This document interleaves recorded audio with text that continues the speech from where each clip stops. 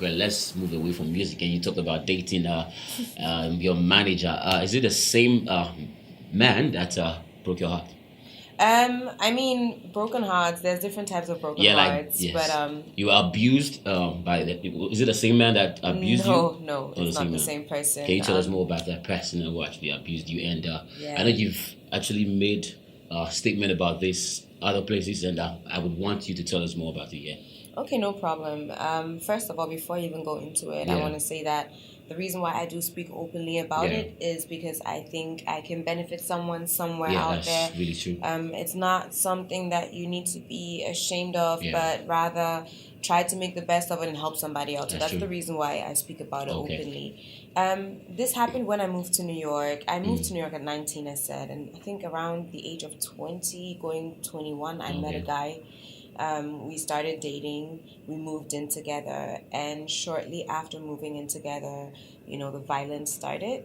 I can't really pinpoint my hands on what caused or triggered those things. Is he a Ghanaian? An African American. Okay. Yeah, most of them don't really know their heritage. Yeah. They just know themselves to be African Americans. So that's what he considered himself. Yeah. It happened. It was just something that one day he just freaked out, and then it happened the first time around.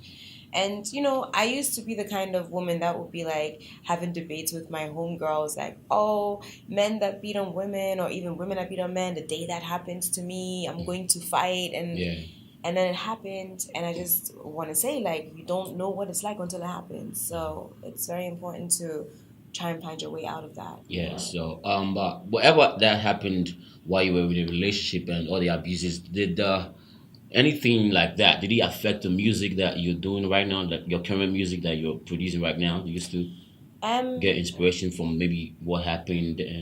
I get inspiration from all types of things that I go through in my life.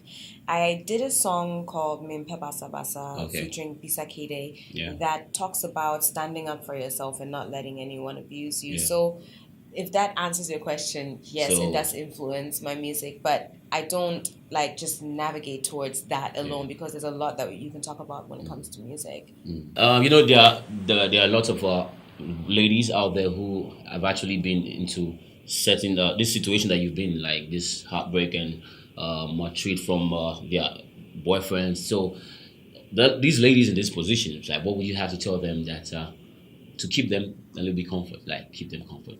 Yeah, I mean, first of all, the advice that I have for people who go through domestic violence is not just to women, because men actually go through it too.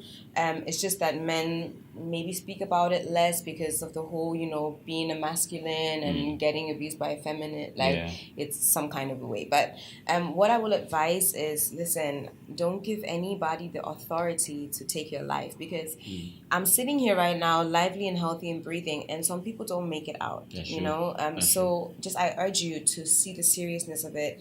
Don't think that for a second, oh, he's going to change because he said so, because once he's done it, it's very likely he will do it again. And so I advise everyone, get your way out of there, just get out, because it just takes a split second for it to be too late. So you did a song with Castro. How did you get Castro on the song? It was my then manager at Point Blank Music who introduced Castro to me. He was in London. Yeah. And he came to one of my studio sessions. He liked the song that we were recording at that time, jumped on it, and then some days later we shot a video. And you were entirely to promote the song. By then I was hearing it on air. So do you miss Castro that much? Yes, I mean, when I met Castro, I just really got to see that. I mean, there's a lot of celebrities that I've met, but with him I saw some kind of sincerity, and he was giving me genuine advice, to make sure that I work hard, to make sure that I stay humble. He always stressed the issue of humility. And so I saw him as someone that would turn out to be a big brother for me that I can turn to whenever I need to. And we shot our music video, and I think it was a week later that he returned to Ghana, and a day after that he went missing. Yeah, so how did you feel when you heard the news? I thought it was a lie. I just thought it was some kind of a bad rumor. And so when we started digging and finding out that they're actually looking for him, just lost for words. Really, really emotional. All right, so let's go back to when you started music while you were 5. Yes. And which artists were you looking up to, like, inspired your music coming up? Yeah.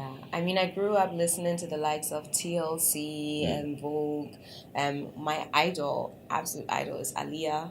I was a very, very R&B. I was an R&B freak. Okay. Yeah. I mean, I'm still an R&B freak, but just that I do Afropop now. But I don't neglect what I started with. Yeah. So, I mean, I can definitely say Aaliyah is someone that I really look up to. And then when it comes to some other cats in the industry, I really look up to Rihanna. I think that she has a good brand for herself. Because I do believe that being an artist is not just going on stage and singing and looking pretty or whatever the case may be, but you have to have some kind of substance and you have to make a difference in your community. And those are the type of artists that I like to look up to. Okay. All right. Thank you for coming. I hope to have you again next time. I will be and don't forget to follow her on all our social media handles, and also AmeyawTV official on YouTube.